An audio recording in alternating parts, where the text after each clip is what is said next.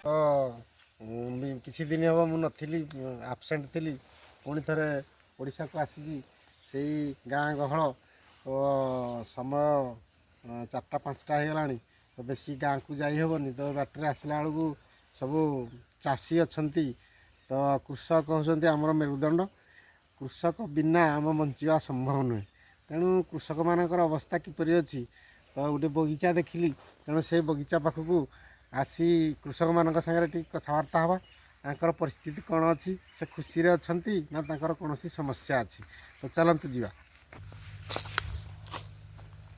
ଦର୍ଶକ ବନ୍ଧୁ, ମୋର ପଛପଟେ ଦେଖିପାରୁଥିବେ ବଗିଚା।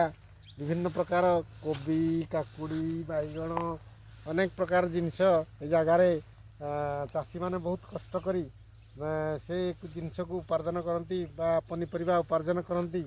ତ ଆମକୁ ଯିଏ ଖାଇବାକୁ ଦେଉଛନ୍ତି, ଯେଉଁମାନେ ଖାଇବାକୁ ଆମକୁ ଯୋଗାଇ ଦେଉଛନ୍ତି, ଖାଦ୍ୟ ଯୋଗାଉଛନ୍ତି, ତାଙ୍କମାନଙ୍କର ଅବସ୍ଥା କ'ଣ ଅଛି, ତାଙ୍କ ବିଷୟରେ ଜାଣିବା ପାଇଁ ଆଜି ମୁଁ ଆପଣମାନଙ୍କୁ ନେଇ ଆସିଛି ଗୋଟିଏ ବଗିଚାକୁ। ତ ମୁଁ କହିବି କ୍ୟାମେରାମାନଙ୍କୁ ସେ ବଗିଚାକୁ ପୁରା ସମ୍ପୂର୍ଣ୍ଣ ଦେଖେଇବେ, ବୁଲେଇକି ଟିକେ ଦେଖେଇବେ। ତ ଏ ବଗିଚାକୁ ଦେଖିଲେ ନ ଖାଇଲେ ମଧ୍ୟ ପେଟ ପୁରିଯାଏ। ତ ଏଇ ଜିନିଷ ବାହାରେ ଖାଇବା ପାଇଁ ତାଙ୍କୁ ବହୁତ ଅନେକ କଷ୍ଟ କରିବାକୁ ପଡ଼ିଥାଏ। ତ ଖାଲି ଏମିତି ବାହାରେନି, ଆମେ ଦେଖିଲେ ଆମକୁ ବହୁତ ଖୁସି ଲାଗୁଛି। କିନ୍ତୁ ତାଙ୍କର କୃଷକମାନଙ୍କର ଏଇ ଜମିରେ ମାଟି ସାଙ୍ଗରେ ମାଟି, ପାଣି ସାଙ୍ଗରେ ପାଣି, ଖରା ବର୍ଷା ନ ମାନି ସେମାନଙ୍କର ବହୁତ କଷ୍ଟ ପରିଶ୍ରମ କଲା ପରେ ସେ ଜିନିଷ ବାହାର କରନ୍ତି। ବଜାରକୁ ସେ ଜିନିଷ ଗଲା ପରେ ଆମେ ବଡ଼ ବଡ଼ ମଲ୍କୁ ଯାଇ ଜିନିଷ କିଣନ୍ତି, ସେଟା କଥାବାର୍ତ୍ତା ନାହିଁ, ଯାହା ଚିଠା ଥିବ ଦେଇଦେବେ। କିନ୍ତୁ ଗୋଟେ ଚାଷୀ ପାଖରେ ସମସ୍ତଙ୍କର ତା ରେଟ୍କୁ ବାର୍ଗେନିଂ କରି କରି କରି ତାର ଲାଭ ମୂଳ ପର୍ଯ୍ୟନ୍ତ ଆସିବେ। କିନ୍ତୁ ଯେଉଁମାନେ ଆମକୁ ବଞ୍ଚାଉଛନ୍ତି ସେମାନଙ୍କ ପାଇଁ କମ୍ ସେ କମ୍ ଟିକେ ଦୟା କରିବା ଦରକାର ସମସ୍ତେ। ତ ବୁଝିବା ତାଙ୍କଠାରୁ ଯେ ତାଙ୍କର ପ୍ରକୃତରେ ଅସୁବିଧା କ'ଣ ଅଛି, ସେମାନଙ୍କର ପ୍ରଫିଟ୍ ହେଉଛି ନା ନାହିଁ, ସେମାନେ ଲାଭରେ ଅଛନ୍ତି ନା ନାହିଁ। ତ ଚାଲନ୍ତୁ। କୃଷକ ପାଇଁ କ'ଣ କରୁଛନ୍ତି କିଛି ବର୍ତ୍ତମାନ ଯେଉଁ ବଗିଚାରେ ଅଛୁ, ସେଇ ବଗିଚାର ଚାଷୀ ଭାଇ ଯିଏ ଚାଷ କରିଛନ୍ତି, ତ ତାଙ୍କ ପାଖରେ ମୁଁ ଅଛି। ତ ପଚାରି ବୁଝିବା। ପ୍ରଥମେ ତାଙ୍କର ପରିଚୟ ନେବା। ଭାଇ, ତମେ ଏଇସବୁ କରିବ ନା ଏଇ ଚାଷ? ଆମେ ତିନି ଭାଇ। ଚାଷ ତ ଭାଇ ଗୋଟେ ପରିବାରର ତିନି ଭାଇ। ତ ତମ ନାଁ କ'ଣ କହିଲ? ଯୋଗେଶ୍ୱର ଦାସ। ଯୋଗେଶ୍ୱର ଦାସ। ସେ ଜଣେ ଚାଷୀ, ପୁରୁଣାଗଡ଼ ଗୌଡ଼ ସାହି ପଞ୍ଚାୟତ, ମାଟିଆ ସାହି ପଞ୍ଚାୟତର।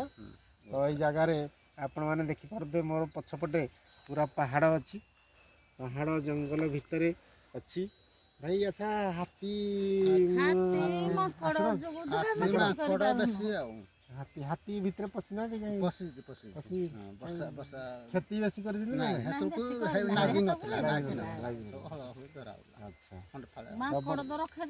ମାଙ୍କଡ଼ ବି?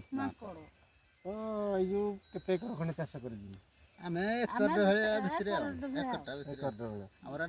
ଗୋଟେ ଏକରରେ ତମର ପରିଶ୍ରମ ସହ କେତେ ପାଖାପାଖି ଖର୍ଚ୍ଚ କର ଭିତରେ? ଅନୁମାନ। ଆଚ୍ଛା, ଯେତେ ପରିଶ୍ରମ ତମର ହୁଏ, ଯାହା ବି ଏଥିରେ ଲଗାଅ, ନିଜର ତ ପରିଶ୍ରମ ଦିନ ରାତି କମ୍ ପରିଶ୍ରମ ନହେଲେ ଚାଷୀ ସବୁଠୁ ପରିଶ୍ରମୀ। କିନ୍ତୁ ଚାଷୀ କି ସଦାବେଳେ ଅଣଦେଖା କରାଯାଉଛି। ଯଦି ଚାଷୀ ସବୁଠୁ ପରିଶ୍ରମୀ, ସେ ପରିଶ୍ରମ କରି ସକାଳୁ ସକାଳୁ ଆମ ବଗିଚା ଆମର ପରିବା ମାର୍କେଟରେ ନେଇ ପରିବା ଦେଇଦେଲେ, କିନ୍ତୁ ପରିବା ଯେତେବେଳେ ଗୋଟେ ଚାଷୀ ପାଖରେ ବହୁତ ବାର୍ଗେନିଂ, 50 ଟଙ୍କା କହିଲେ ତାକୁ 20 ଟଙ୍କା ଯାଇ ନେବେ। କିନ୍ତୁ ଯଦି ବଡ଼ ଲୁଗା ଦୋକାନକୁ ଆଜ୍ଞା ଯିବେ, ବଡ଼ ଲୁଗା ଦୋକାନରେ ସିଧା ପ୍ରିଣ୍ଟ ହେଇଥିବ ରେଟ୍ ଦେଖିଲେ ଏକାଥରେ ଧରିଲେ ଆସିଲେ। ସେମାନେ କୋଟିପତି, ଚାଷୀ ଯେଉଁ ଗରିବକୁ ସେ ଗରିବ। ତ ଏଇ ଯେଉଁ ଏକରଟେ 1.5 ଏକର ଚାଷ କରି ନେଇଥିଲୁ, ଠିକ୍ ଠାକ୍ ହେଉଛି ଇନକମ୍? ବର୍ଷ ଯାକ କେତେ ଟଙ୍କାଟେ ନାହିଁ। 20,000 ଖର୍ଚ୍ଚ କରିଛୁ, 20,000 ପୁଣି ମେକ କରି ଯାହା ବାହାରିଲେ କୁହୁଡ଼ି ହେଲେ ବି ନଷ୍ଟ ରେଟ୍ କମିଯିବ ଯଦି ହେଲେ ମାଗଣା। ତ ଦେଖନ୍ତୁ, ପାଣି ପବନ ତାଙ୍କ ପାଇଁ ଦାଉ, ତାପରେ ବନ୍ୟଜନ୍ତୁ, ପଶୁ ପକ୍ଷୀ। ଯଦି ଆମର ବନ୍ୟଜନ୍ତୁ ବି କୌଣସି ହାତୀ ଫାତି, ଆପଣମାନେ ସବୁ ଶୁଣିଥିବେ ଡେଲି ସକାଳ ପାଇଲେ ଅନୁଗୁଳର ଗାଁରେ ହାତୀ। ଏଇ ତ ଛାଡ଼ି ପାହାଡ଼ ତଳେ ସେମାନେ ଚାଷ କରୁଛନ୍ତି। ତେଣୁ ସେଇ ଜାଗାକୁ ନିହାତି ଭାବରେ ହାତୀ, ମାଙ୍କଡ଼ ସବୁ ଦାଉ, ବର୍ଷା ପାଣି, କୁହୁଡ଼ି। ତ तो से भितर जो उपार्जन करती कहवा अनुसार जी लस है आउ गोटे बाहर के जाए मेकअप हम हाँ जस्ट खाଇବା ପିଇବା अपन चलिए तो मोर कहवा कथा आपण मैंने समस्ते जानी चाष जिते चाषी को आम एमती सुविधा करदेलु अच्छा सरकार तरफ तुम कौन मिलू କିଛି ନାହିଁ जहाँ खाली ट्रांसफर दिए बसैदेला କିଛି ହଁ ନହେଲେ ଆଉ କିଛି ସରକାର ଆମ କଥା ତ ବୁଝୁନି ସରକାର କଣଟା ବୁଝୁନି जो सारा मंजी କୃଷି ପାଇଁ କିଛି ସେ ସରକାର ତ ବୁଝୁନି आपण मैंने देखिले प्रचार प्रसार जोरजार से कृषि मानक को एरिया रे से सुविधा मिलू भगवान को जाना कि आम एरिया रे तो नहीं କିଛି ନାହିଁ ଆମ ଚାଷୀ ସାର ଅଛନ୍ତି ନେଇ ଶୁଣିଲେ? କିଛି ନାହିଁ ତେଣୁ କିଛି ମୁଁ ନାହିଁ ଅନୁରୋଧ କରିବି ଯଦି ଓଡ଼ିଶା ସାରା ଭିତରେ ସବୁ ଚାଷୀମାନଙ୍କୁ ମିଳୁଥିବ ନିହାତି ଭାବରେ ପୁରୁଣାଗଡ଼ରେ କାହିଁକି ନ ମିଳିବ ତ ମୋର ନେତା ଭାଇମାନେ ଯେଉଁମାନେ ପ୍ରଶାସନ କୃଷି ବିଭାଗର ଅଛ ସମସ୍ତେ ଶୁଣ ଏ ଭିଡ଼ିଓଟିକି ଅଧିକରୁ ଅଧିକ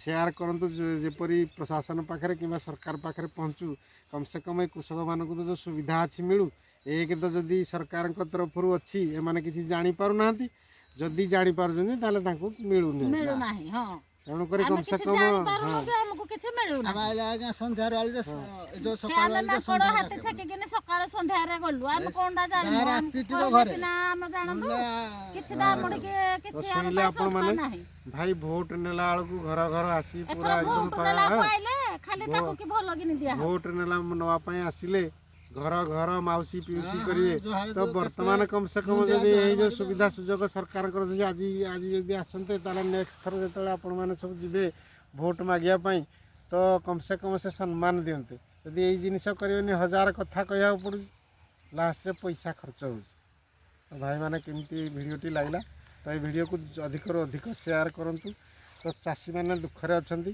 ଯେଉଁ ଚାଷୀ ଭାଇମାନଙ୍କ ପାଖରେ ମୋର ଭିଡ଼ିଓ ପହଞ୍ଚି ସେମାନେ ମଧ୍ୟ ସେୟାର କରନ୍ତୁ ସରକାରଙ୍କ ପାଖରେ ପହଞ୍ଚୁ ଏ ଏରିଆରେ କୌଣସି ସୁବିଧା ସୁଯୋଗ ସରକାରଙ୍କ ତରଫରୁ ମିଳୁନି ତ ଆଜିର ଭିଡ଼ିଓଟି କେମିତି ଲାଗିଲା ନିଶ୍ଚିତ ଭାବରେ କମେଣ୍ଟରେ ଜଣାଇବେ ଜୟ ଜଗନ୍ନାଥ ଜୟ ଜଗନ୍ନାଥ ଜୟ ଜଗନ୍ନାଥ।